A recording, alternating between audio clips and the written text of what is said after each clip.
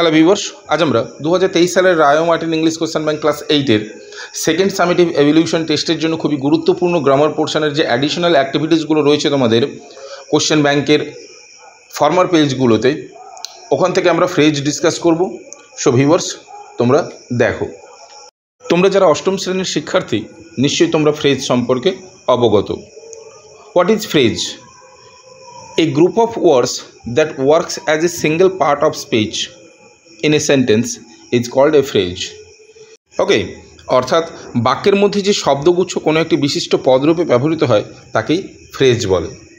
ফ্রেজকে মূলত তিন ভাগে ভাগ করা হয়, একটা নাউন ফ্রেজ, একটা অ্যাডজেক্টিভ ফ্রেজ এবং একটা অ্যাডভার্ব ফ্রেজ।